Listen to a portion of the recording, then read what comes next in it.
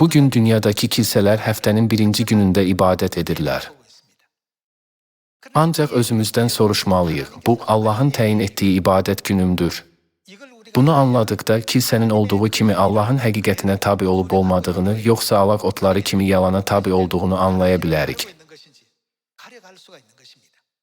Müqəddəs kitabda yazılıb, səmavi padşahlığa yalnız atanın iradəsini yerinə yetirənlər girə bilər. Onda biz hansı kilsənin Allahın iradəsinə tabi olduğunu ayırt etməliyik, deyilmi?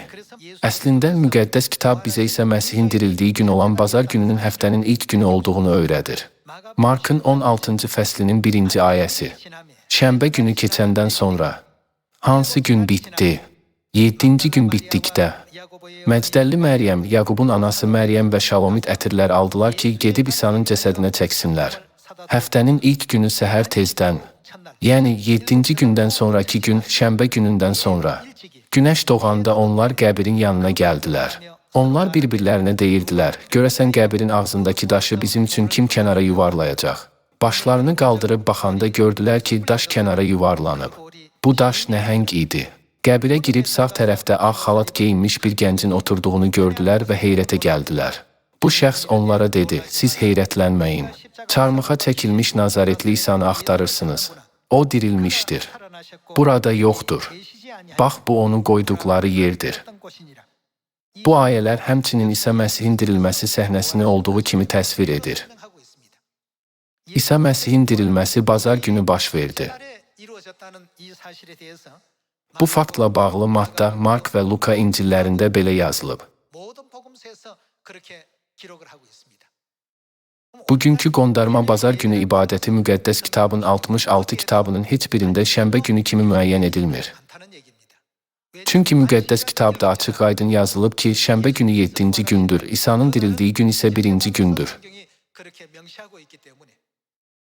Buna görə də 1-ci gün heç vaxt şənbə günü ola bilməz. Dünya yaradılandan bəri Allah 7-ci günü müqəddəs etdi və onu bir bərəkət günü kimi təyin etdi. Ancaq bugün dünyadakı bütün kilsələr ibadəti şənbə günü deyil, bazar günü keçirir. Çıxışın 31-ci fəslinə müraciət edərək, gəlin Allahın 7-ci gün, şənbə günü ilə bağlı müqəddəs kitab vasitəsilə bizə hansı vədi verdiyini görək. Çıxışın 31-ci fəslinin 13-cü ayəsi. Sən İsrail övladlarına belə söylə, mənim şənbə. Kimin şənbə günlərinə riayət etməliyik? Allahın şənbə günlərinə. Siz riayət etməlisiniz. Günlərimə riayət edin. Çünki bu mənimlə sizin aranızda nəsildən nəslə onu bilmək üçün bir. Bu nə olacaq? Əlamətdir ki, sizi təqdis edən Rəbb mənəm. Beləliklə, şənbə gününə riayət edin, çünki bizim üçün nədir? Bizim üçün müqəddəs gündür. O sizin üçün müqəddəsdir. Onu ləkələyən. Əhdiyyətik dövründə onlara nə olub? Onlar öldürülməlidir. O gün iş görən hər kəs xalqı arasından qovulsun. 6 gün iş görülsün, 7-ci gün isə Rəbb üçün təqdis olunan şənbə istirahət günü olsun. O gün iş görən hər kəs öldürülməlidir. Müqəddəs kitaba görə Allah deyir ki, şənbə günü Allah ilə onun xalqı arasında bir əlamətdir. Allah bizə deyir ki, o bütün bəşəriyyəti müqəddəs edir və onlara hər şənbə günü getdikcə daha çox səmavi insanlar olmaq üçün yenidən doğulmağa icazə verir. Bu səbəbdən Nehemiya kitabının 13-cü fəslində yazılıb ki, şənbə gününü ləkələmək hətta şər iş kimi təsvir olunur. Müqəddəs kitaba görə bəşəriyyətin ilk təqdimləri Habilin təqdimi və Qabilin təqdimi idi.